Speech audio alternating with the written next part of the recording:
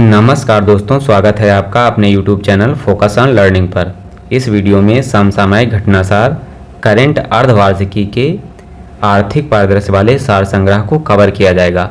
इससे पहले हम लोगों ने राष्ट्रीय और अंतर्राष्ट्रीय परिदृश्य को कवर कर लिया है। जिन स्टूडेंट्स ने अभी तक उन वीडियोज़ को नहीं देखा है, इस वीडियो के डिस्क्रिप्शन बॉक्स में दिए गए लिंक से जाकर उन वीडियो को ज़रूर देख लें। दोस्तों, ये सभी वीडियो आगामी सभी परीक्षाओं के लिए बहुत ही इम्पॉर्टेंट होने वाले हैं, इसलिए आप लोग चाहे जिस एग्ज़ाम की तैयारी कर रहे हों, वीडियो के अंत तक जरूर बने रहें। दोस्तों, इस वीडियो का PDF पाने के लिए आप हमारे टेलीग्राम चैनल से जुड़ सकते हैं, जिसका लिंक नीचे डिस्क्रिप्शन बॉक्स में दिया गया है। आर्थिक परिदृश्य के तहत पहला क्वेश्चन है, अमेरिकी राष्ट्रपति डोनाल्ड ट्रंप ने 2 अप्रैल 2025 को भारत पर कितने प्रतिशत टैरिफ लगाने की घोषणा की है? तो राष्ट्रपति ट्रंप ने 2 अप्रैल को डिलीवरेंस डे मनाते हुए भारत पर 26% टैरिफ लगाने की घोषणा की है। नेक्स्ट क्वेश्चन है, अप्रैल 2025 में तेलंगाना और केरल के किन उत्पादों को GI टैग प्रदान किया गया है? तो अप्रैल 2025 में तेलंगाना के रोमैटो चिली अर्थात चपाता मिर्च को और केरल के कनैप्पा आदिवासी हस्तशिल्प को GI टैग प्रदान किया गया है। तेलंगाना का जो चपाता मिर्च है, यह तेलंगाना का 18वां GI टैग उत्पाद है और कनैप्पा आदिवासी हस्तशिल्प ये केरल का पहला आदिवासी हस्तशिल्प उत्पाद है। इसे रीड बांस की मुलायम भीतरी परतों से बनाया जाता है। किस बांस से? कनैप्पा हस्तशिल्प को रीड बांस की मुलायम भीतरी परतों से बनाया जाता है। नेक्स्ट क्वेश्चन है, मार्च 2025 में किसे नीति आयोग का पूर्णकालिक सदस्य नियुक्त किया गया है? तो मार्च 2025 में नीति आयोग का पूर्णकालिक सदस्य राजीव गौबा को नियुक्त किया गया है। किसे? राजीव गौबा को। दोस्तों, नीति आयोग के अध्यक्ष कौन होते हैं? तो नीति आयोग के पदेन अध्यक्ष होते हैं प्रधानमंत्री। और इस समय नीति आयोग के उपाध्यक्ष कौन हैं? तो नीति आयोग के उपाध्यक्ष डॉक्टर सुमन बेरी हैं और इसके मुख्य कार्यकारी अधिकारी BVR सुब्रमण्यम हैं।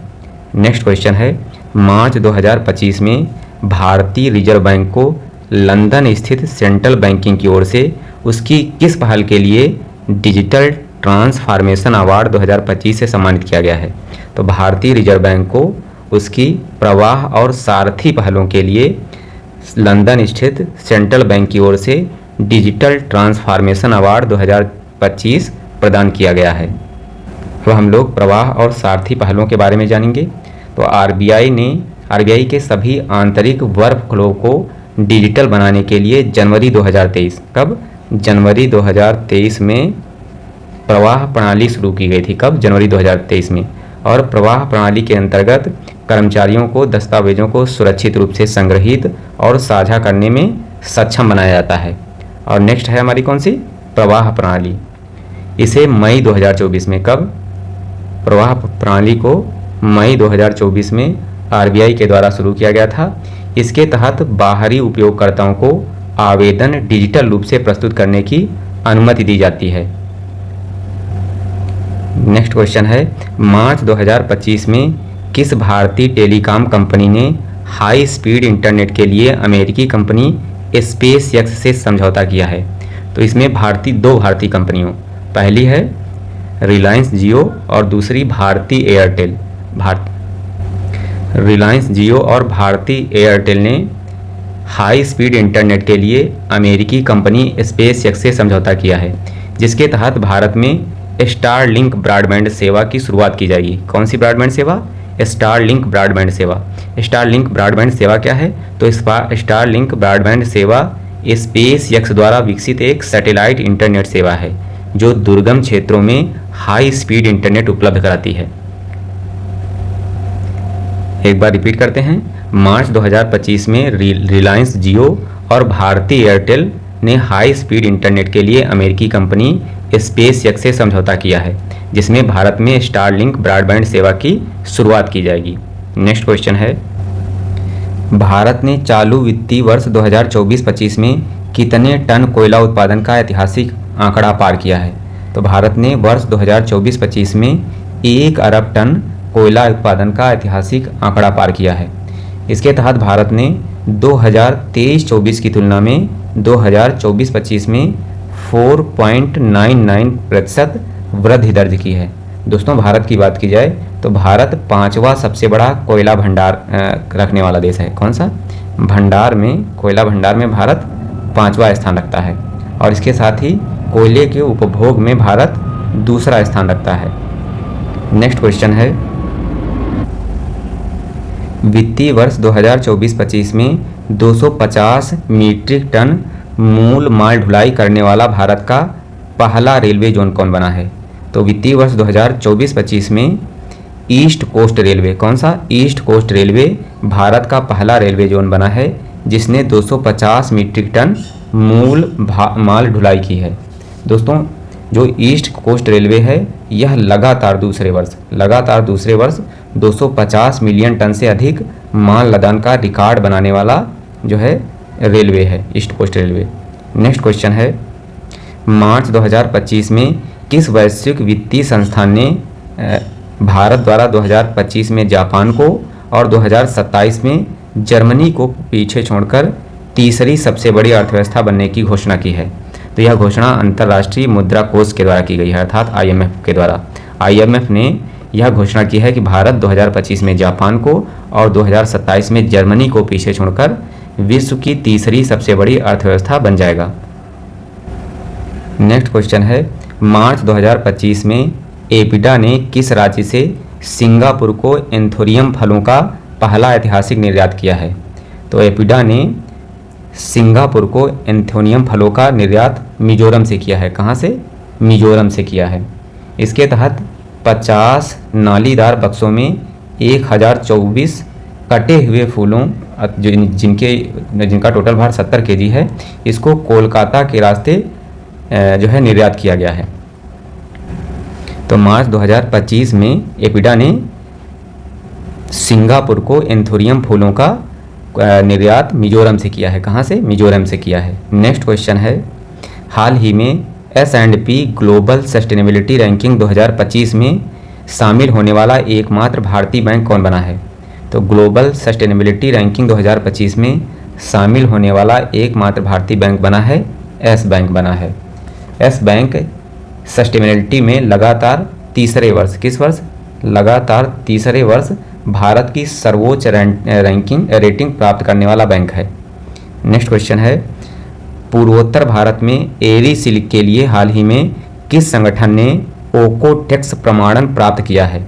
तो पूर्वोत्तर भारत में एरी सिल्क के लिए north east handicraft and handloom संगठन ने ओकोटेक्स प्रमाणन प्राप्त किया है।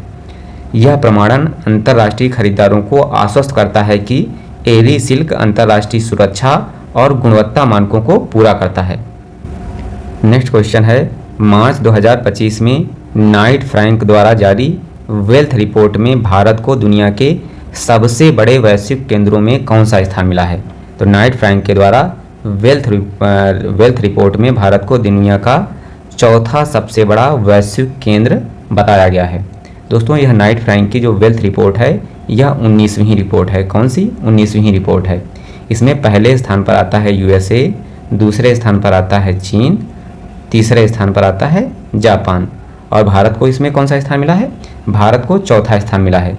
दोस्तों इस रिपोर्ट के अनुसार भारत में अरबपतियों की संख्या 2024 में कितनी बताई गई है? 191 बताई गई है और यह पिछले अर्थात 2023 की तुलना में 26 अधिक है। कितनी? 26 अधिक है। नेक्स्ट क्वेश्चन है, मार्च 2025 में रेलवे से संबद्ध किन दो कंपनियों को नवरत्न कंपनी का दर्जा दिया गया है? तो मार्च 2025 में IRTC और IRFC को नवरत्न कंपनी का दर्जा दिया गया है। इसमें IRCTC है, यह 25वीं नवरत्न कंपनी बनी है और IRFC 26वीं नवरत्न कंपनी बनी है। IRCTC का मतलब है Indian railway catering tourism corporation और IRFC का मतलब है इंडियन रेलवे फाइनेंस कॉर्पोरेशन। दोस्तों नवरत्न कंपनियों का लाभ क्या होता है? तो नवरत्न कंपनियां बगैर सरकार की अनुमति के 1000 करोड़ तक का निवेश कर सकती हैं। नेक्स्ट क्वेश्चन है, 6 फरवरी 2025 को फूड टेक दिग्गज कंपनी जोमेटो ने अपना कारपोरेट नाम परिवर्तित करके क्या रखने की घोषणा की है? तो जोमेटो ने अपना नाम परिवर्तित करके इटर्नल लिमिटेड, क्या इटर्नल लिमिटेड रखने की घोषणा की है। नेक्स्ट क्वेश्चन है 2025 में, वर्ष 2025 में बिटकॉइन को मुद्रा के रूप में कानूनी रूप से स्वीकार करने वाला पहला देश कौन बना है। तो बिटकॉइन को वर्ष 2025 में कानूनी रूप से स्वीकार करने वाला देश बना है एल सल्वाडोर। नेक्स्ट क्वेश्चन है किस डिजिटल भुगतान प्लेटफॉर्म ने अंतर्राष्ट्रीय महिला दिवस के अवसर पर महिलाओं के लिए वित्तीय सुरक्षा बढ़ाने के उद्देश्य से इंश्योरिंग हीरोज अभियान को लॉन्च किया है। तो इंश्योरिंग हीरोज अभियान फ़ोन पे के द्वारा लॉन्च किया गया है। किसके द्वारा? फ़ोन पे के द्वारा लॉन्च किया गया है। इस पहल के तहत महिलाओं की वित्तीय सुरक्षा को बढ़ावा देने के लिए टर्म लाइफ और स्वास्थ्य बीमा योजनाओं में छूट प्रदान की गई है। किसमें? टर्म लाइफ और स्वास्थ्य बीमा योजनाओं में महिलाओं को छूट प्रदान की गई है और यह छूट इंश्योरिंग हीरोज अभियान के तहत फ़ोन पे के द्वारा प्रदान की जा रही है। नेक्स्ट क्वेश्चन है हाल ही में जारी इंडस वैली रिपोर्ट 2025 के अनुसार वर्ष 2024 में आईपीओ के द्वारा फंड एकत्र करने के मामले में दुनिया का शीर्ष देश कौन रहा है। तो इंडस वैली रिपोर्ट 2025 के अनुसार भारत वर्ष 2024 में आईपीओ के द्वारा फंड एकत्र करने के मामले में दुनिया का शीर्ष देश बना है। कौन सा? दुनिया का शीर्ष देश। नेक्स्ट क्वेश्चन है हाल ही में राष्ट्रीय पशुधन मिशन के तहत गौ समृद्धि मवेशी बीमा योजना कहाँ प्रारंभ की गई है। तो राष्ट्रीय पशुधन मिशन के तहत केरल सरकार ने गौ समृद्धि मवेशी बीमा योजना जो है शुरू की है। इस बीमा योजना के तहत डेयरी किसानों तथा उनके मवेशियों को पशु की मृत्यु तथा दूध उत्पादन में कमी जैसे जोखिमों के विरुद्ध कवरेज प्रदान किया गया है। तो जो गौ समृद्धि मवेशी बीमा योजना है यह केरल सरकार की बीमा योजना है। इस योजना के तहत डेयरी किसानों तथा उनके मवेशियों को पशु मृत्यु तथा दूध उत्पादन में कमी जैसे जोखिमों के विरुद्ध कवरेज प्रदान किया गया है। नेक्स्ट क्वेश्चन है हाल ही में जारी अंतर्राष्ट्रीय ऊर्जा एजेंसी रिपोर्ट के अनुसार 2025 से 2027 तक भारत की बिजली मांग कितने प्रतिशत तक बढ़ने का अनुमान है।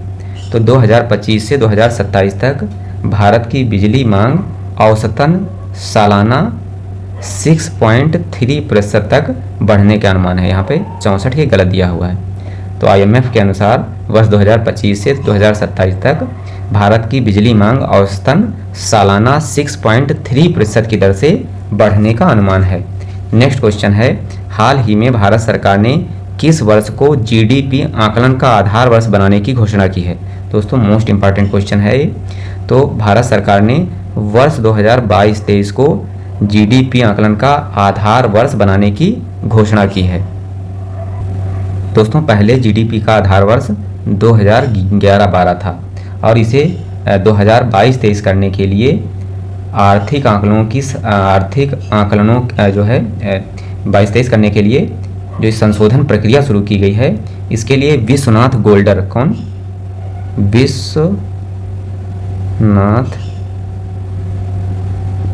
गोल्डर की अध्यक्षता में 26 सदस्यीय सलाहकार समिति का गठन किया गया है, जिसके द्वारा आर्थिक आकलनों की सटीकता तैयार की जाएगी और जीडीपी आकलन का आधार वर्ष 2011-12 से बदलकर वर्ष 2022-23 कर दिया जाएगा।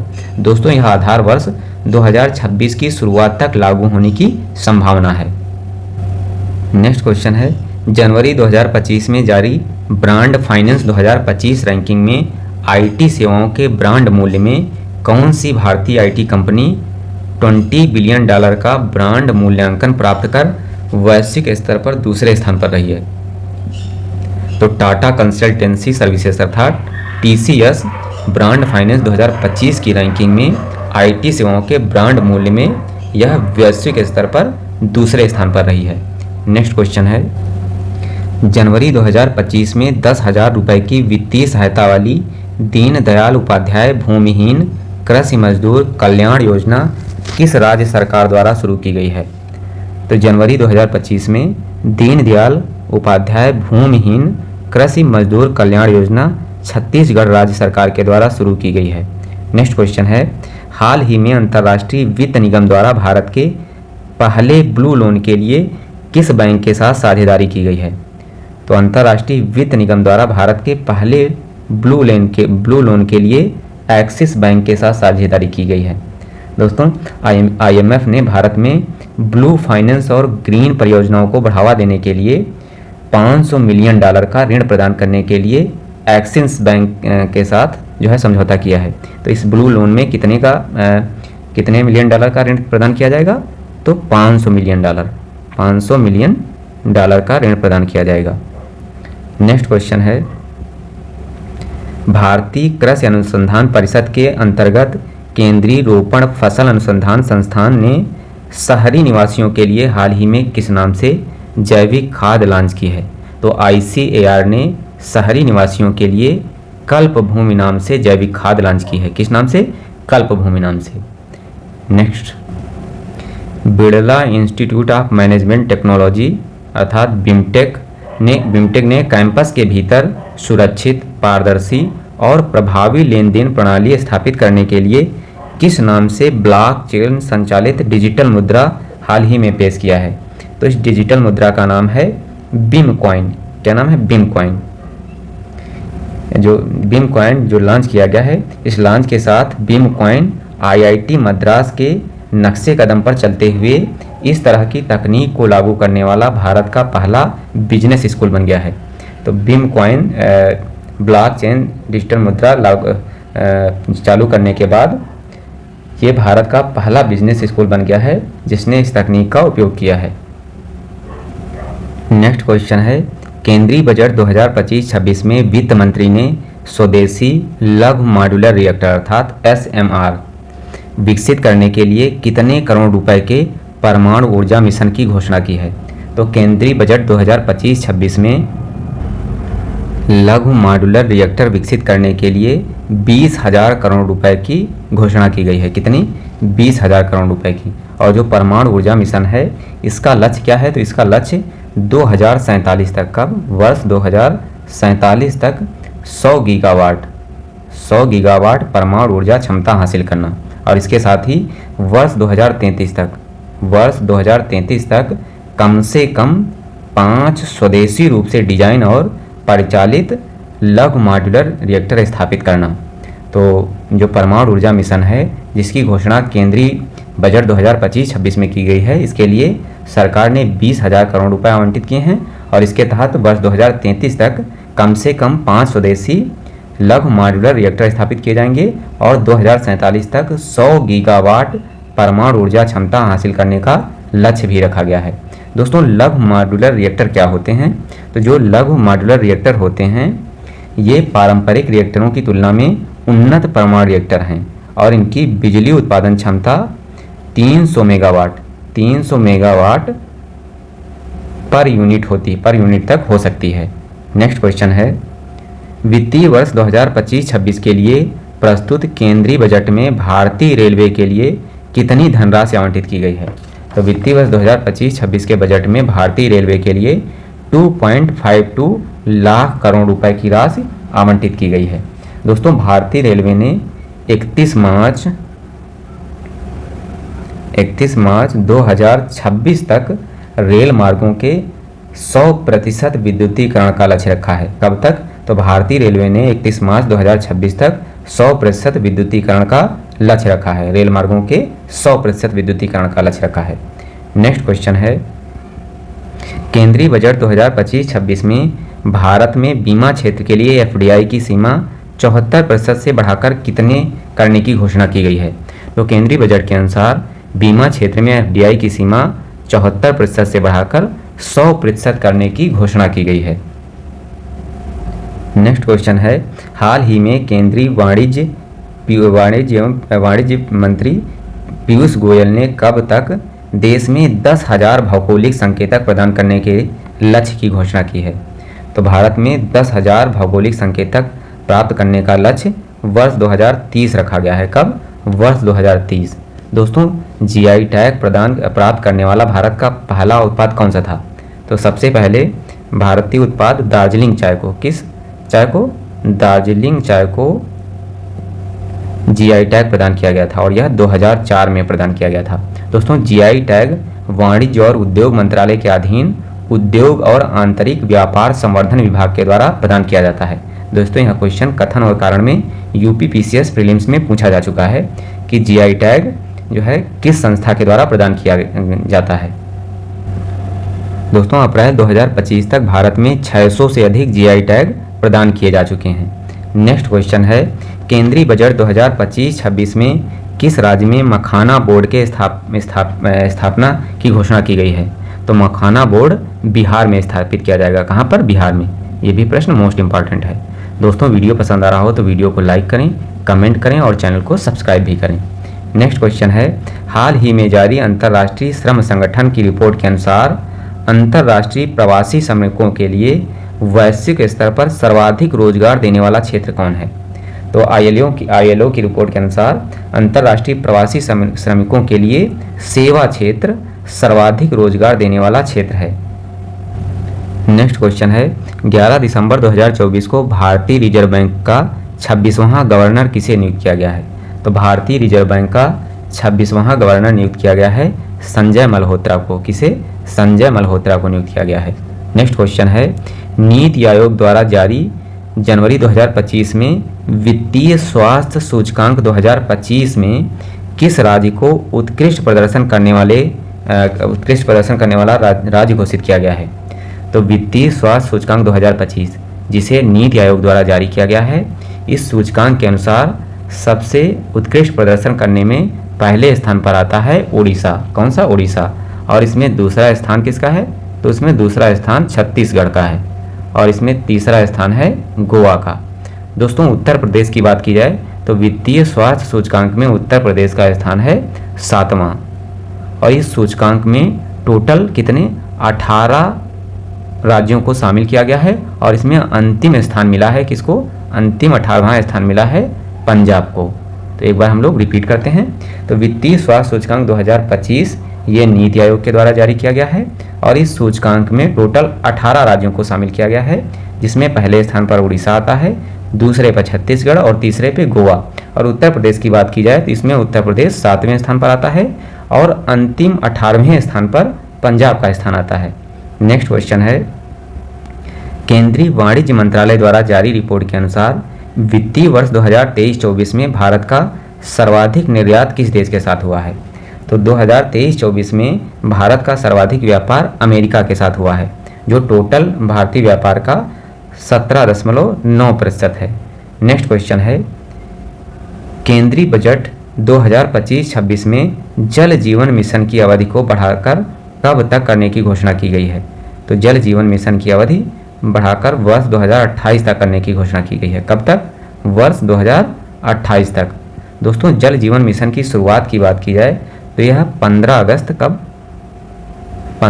अगस्त 2019 को जल जीवन मिशन लॉन्च किया गया था और इसका उद्देश्य वर्ष 2024 तक प्रत्येक ग्रामीण परिवार को प्रति व्यक्ति प्रतिदिन 55 लीटर पेयजल उपलब्ध कराना था और इसका नोडल मंत्रालय जल शक्ति मंत्रालय है। इस मिशन में केंद्र और राज्य की हिस्सेदारी कितनी है? तो इसके दोनों की हिस्सेदारी है 50-50 और इसमें जो नॉर्थ ईस्ट के राज्य हैं उनके लिए यह हिस्सेदारी 19 और 10 है। 90 और 10।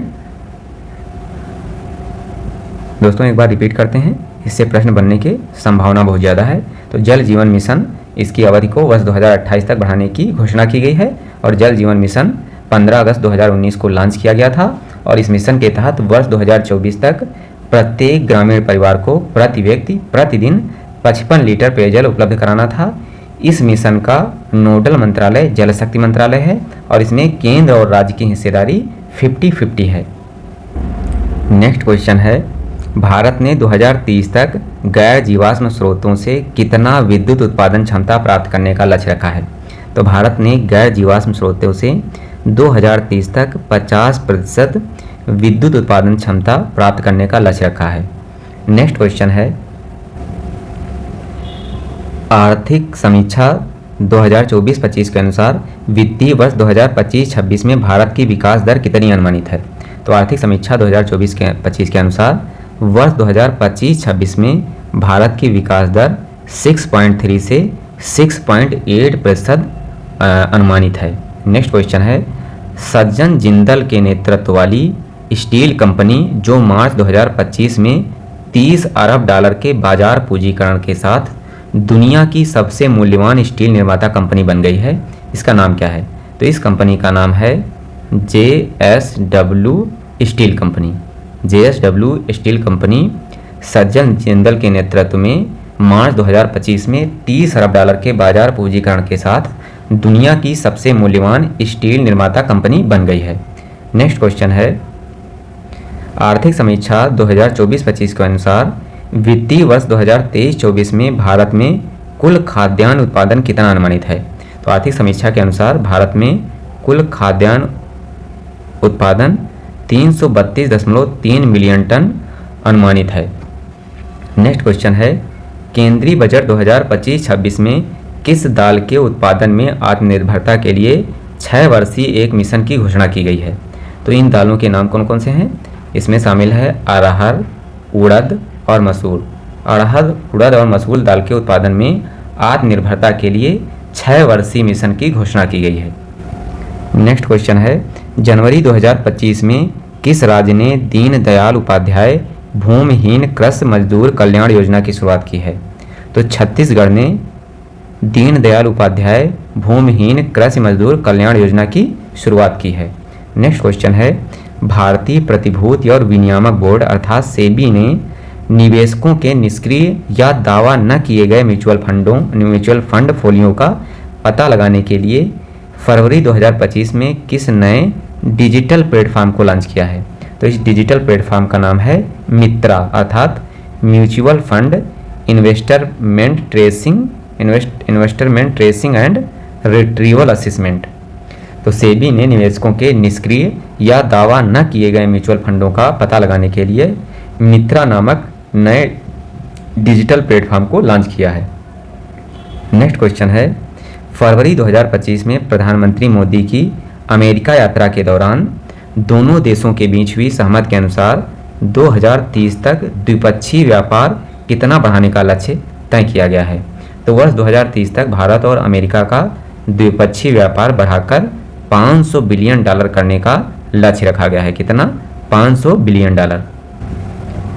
नेक्स्ट क्वेश्चन है, फरवरी 2025 में फ्यूचर ब्रांड इंडेक्स 2025 में दिग्गज कंपनी एप्पल को पीछे छोड़कर किस भारतीय कंपनी ने इंडेक्स में सैमसंग के बाद दूसरा स्थान हासिल किया है?